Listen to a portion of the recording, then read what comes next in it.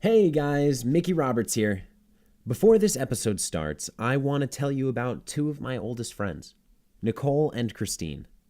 We grew up together. We used to play silly games in the backyard, and they're actually the ones who taught me all the lyrics to Bohemian Rhapsody by Queen. And their family is amazing. The most incredible mom in the world, next to mine, of course, and the most inspiring dad.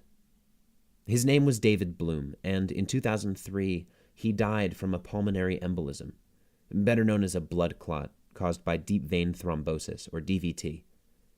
I remember the funeral like it was yesterday, and I remember knowing somehow that my two friends weren't going to be the same anymore.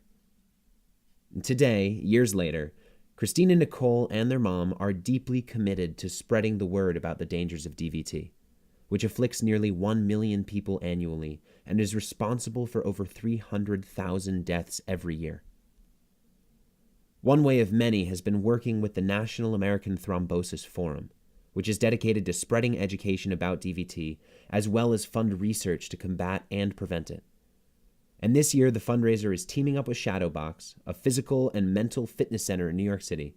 The fundraiser event, Knock Out the Clot, has a GoFundMe page to fight back against DVT, and Sound Pollination is doing everything we can to help get the word out. So if you'd like to, please go to NATF's GoFundMe page. There's a link in my show description below. Any amount means the world and can save a life. So thank you for listening, and thank you for donating. Now, enjoy this episode of Knowing Nothing. Sweetie, how about this sweater? Oh my, you look so handsome. I'm not wearing that sweater. Why not? I'm not wearing a purple sweater on my first day of 6th grade. Everyone will laugh at me. The sweater's blue, honey. Mom, it's purple.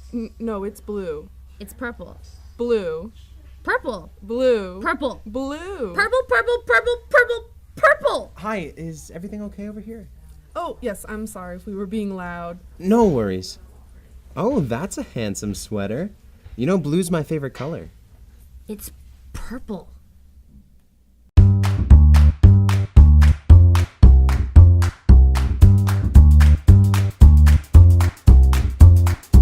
Hello, everyone out there in the world.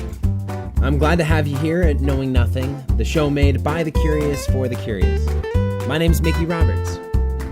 All right, today is a special day because I'm finally gonna get to the bottom of something I've dealt with my whole life, but never really ever understood. Colorblindness. Yep, I'm colorblind. And no, I don't see in black and white.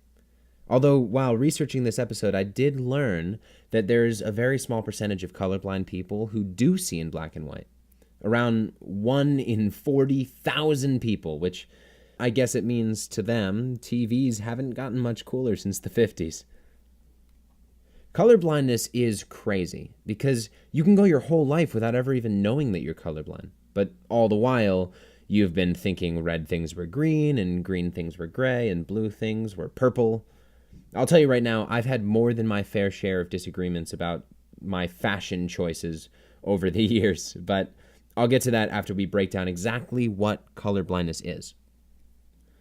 So, colorblindness. What is it? Why does it happen? Is it contagious? Well, rest easy, my fellow nothing-knowers. You can't catch colorblindness. Well, except from your parents. It's hereditary. So how do you catch colorblindness?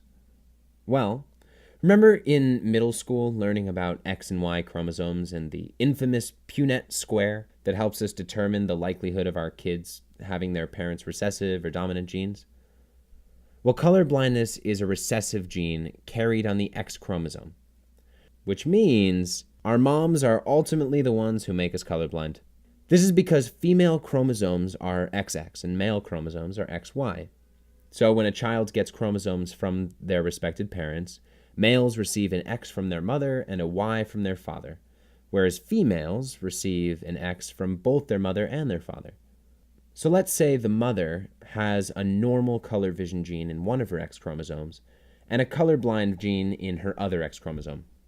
Because colorblindness is recessive and she only has one colorblind chromosome, this mother isn't colorblind, but she is a carrier for colorblindness.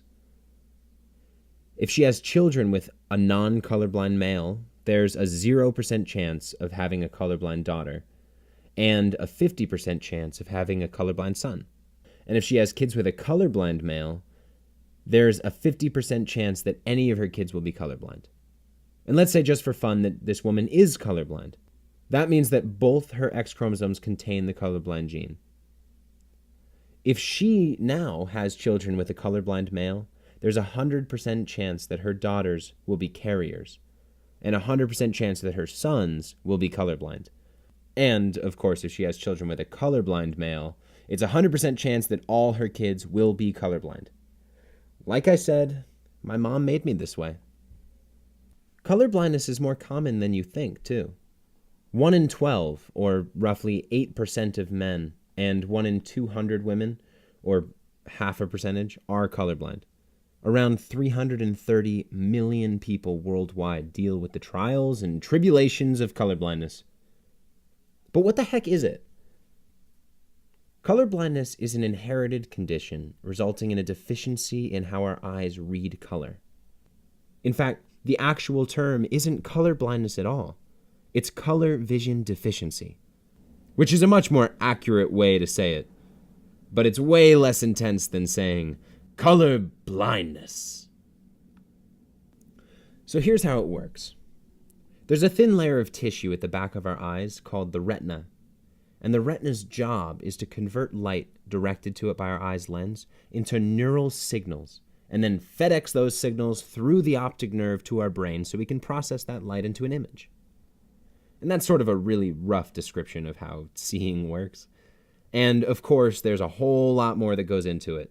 But today we're just focusing on colorblindness. So anyway, our retinas contain 3 different types of photoreceptors responsible for color vision. They're called cones. The first type is S cones. They're responsible for processing short wavelength light, or blue colors.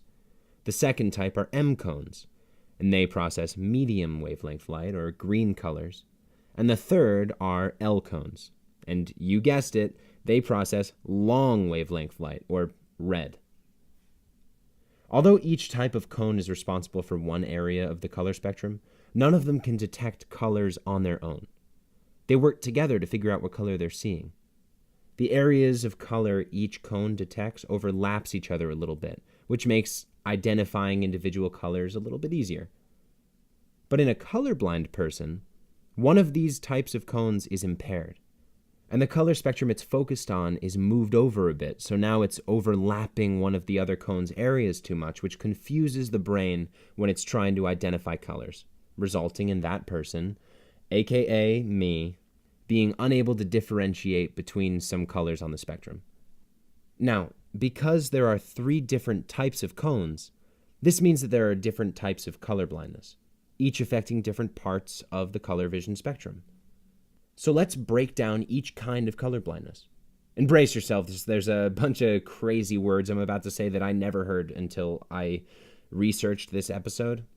And you may know them, but I just want you to be forewarned.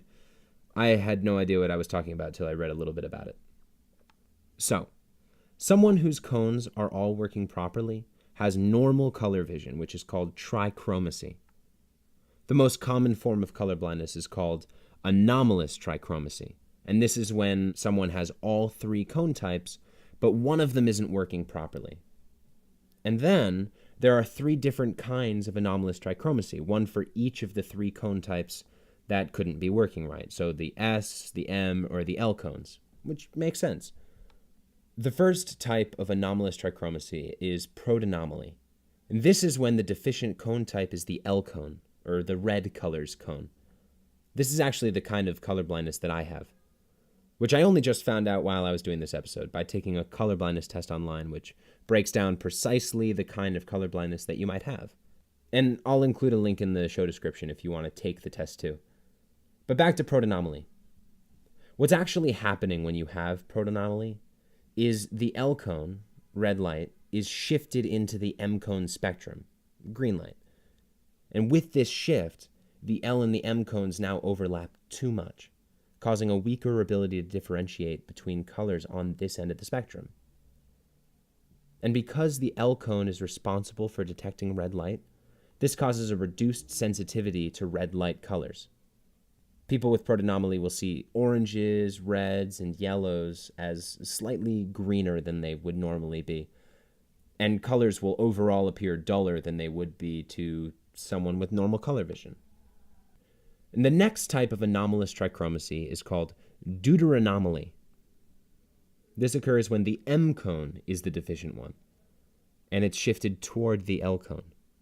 It's most often called red-green colorblindness, which is something that I think many more people have heard about than deuteranomaly.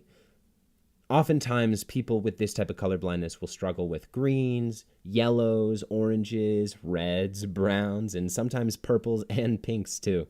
It's a big one. The third type is tritonomaly, which is really, really rare, but this is when people have a deficient S cone, which causes them to see blues as more greenish or yellows as somewhat gray or maybe pink or violet. So these are the three forms of anomalous trichromacy. They're also the most common forms of colorblindness because humans as a species are trichromatic, meaning that we have three types of cones. But there are still two other, much rarer categories of colorblindness. The next is called dichromacy, and this is when someone is missing one cone type altogether. So their eyes simply just don't have the tools to perceive whatever colors would normally be detected by the missing cones. Protanopia is the name for dichromacy when the L cone is missing. Deuteranopia is when the M cone is missing, and tritanopia is when the S cone is missing. I'm sure you've all heard the myth that dogs see in black and white. Well, that's actually not true. Dogs and cats are actually dichromats, and many other mammals are as well. Typically, they have deuteranopia, or no M cones.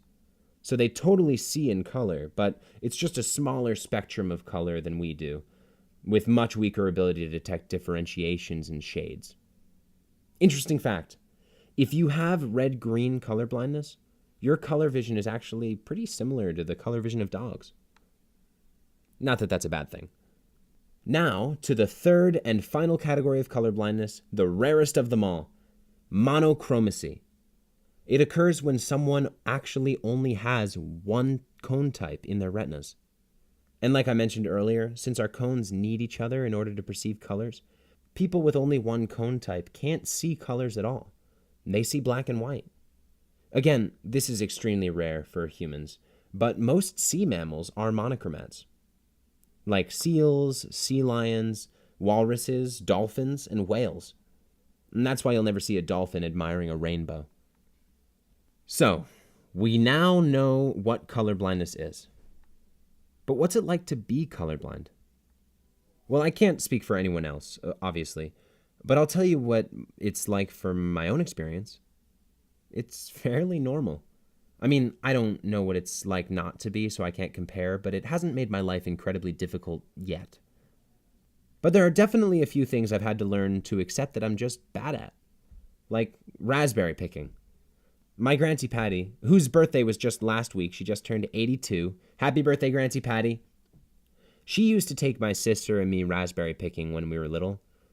And the two of them would find enough raspberries in an hour to fill 4 pies, while I could hardly find one berry. And it was always so frustrating. But after years of self-reflection and therapy, I've come to accept that raspberry picking is just not my greatest talent. And I'm okay with that. But being colorblind actually did affect me in a major way when I was a kid. Playing video games. I was always terrible. I couldn't see any of the bad guys. And even worse, they're always camouflaged. It's like a colorblind person's worst nightmare. And my friends used to rotate teams every time one team would lose. And everyone hated being on my team. They even used to make deals with me asking me not to play. Like, Mickey, you can pick the movie we watch tonight if you just sit out. Which, if I'm being honest, really sucked. And to this day, I don't really play video games. Even though I know I'm missing out on an entire industry of amazing storylines, it's just not fun for me. Also, as indicated in my intro today, Colorblindness has really messed with my outfit choices in my life. Only a week ago did I find out that a pair of pants that I've had for years aren't gray. They're green. And that blue-purple sweater thing, that actually happened to me with my mom. The other big way it's affected me is with my interest in cinematography. Because I don't see colors in quite the same way as many other people, I've always been insecure about being behind the camera when I'm making movies. And even though that's one of my favorite things to do. But I've been getting over that, slowly. Instead, deciding that whatever color my frames end up looking, it's just a style choice that my retina's made for me. I know I'm being light about all of this, but the reality is color blindness can actually have a pretty big effect on people's lives. Like career choices, for example. If you've ever seen Little Miss Sunshine, you'll remember that amazing scene when Paul Dano finds out that colorblind people can't be pilots. Well, that's sort of true. Depending on the severity of your color vision deficiency, there are jobs you might just not be able to have, like being an astronaut or a military pilot. But the good news is that people are continuing to understand what color vision deficiency really is. We're finding ways to accommodate people who suffer from it. A variety of computer softwares already exist that alter colors on your screen to make up for color vision deficiencies. And new systems are being put into place for occupations like electricians and firefighters that go by numbers or symbol coding instead of color coding.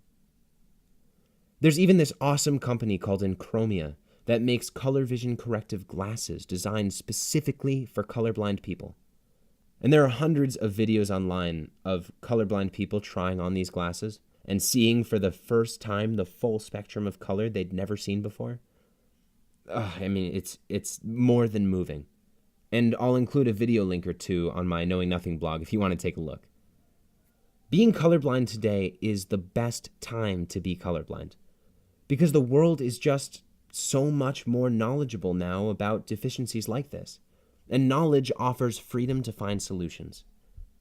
But also, for anyone out there who's colorblind and feels a little bit ashamed of that fact, I want you to know, I am proud to be colorblind. Even if those colors that I'm seeing aren't quote-unquote right, they're the colors that I know, and they make up the world that I love. And yes, I did end up buying that purple sweater. And it's very handsome. Well, that concludes episode 8 of Knowing Nothing. I hope you all go on with your days today with a slightly fuller head. And if you like this episode, or any of my episodes for that matter, please do me a favor and share it. You guys are the engine behind this podcast train, and I need you to help me chug along. And of course, if you have any thoughts or questions about the episode, or just the show as a whole, or suggestions for new episode topics, please feel free to email me at mickey@soundpollination.com. And I just mentioned this a minute ago, but I do have a blog on my Sound Pollination page, soundpollination.com/knowingnothing, where I post my own thoughts and ideas about anything. But on that blog, I'm developing a new page where I can share entries you've written and want to send me. It can be a response letter to one of my episodes, or just general quandaries that you have, articles you've written and want to be published on my blog. Poetry, essays, questions, drawings, jokes, anything. I want to build a community where we can all learn a little bit from each other, because there's no way that we can keep on learning if we try to do it all on our own. As always, I do have a few sponsors I need to thank. Amazon.com. If you like buying things online and you also like sound pollination, pop on over to our website, soundpollination.com, and click on the Amazon banner at the top of the page. It'll take you directly to their site, and you can buy your items, and Amazon will give us a small percentage of your purchase for sending you their way. And it costs you nothing. Second is a new one. It's a sponsor that we're super excited about. Leather and Earth is a small batch, handmade boot company based in New York City. And these boots are made in Portugal, styled to be gender neutral, built to be durable and dependable. These are boots that you could have your whole lifetime before they break down. And if you use the discount code POLLINATE10, then you can get 10% off your purchase, and they donate $25 to Sound Pollination. It's a win-win. And lastly, if you want to support my show, or any of the Sound Pollination shows, there's a really easy way to do it. Patreon is a donation-based platform that allows us to keep doing what we're doing, and it's fueled by supporters and lovers of the show like you. Anything from pledging $1 a month, less than the price of a cup of coffee, makes a huge difference for us. So thank you from the bottom of my heart for helping to keep our shows alive. We're making them for you, and we're able to because of you. Thank you guys again for tuning into my show, Knowing Nothing, made by the curious for the curious. I look forward to joining you all next week. But until then, I'm Mickey Roberts. Stay curious.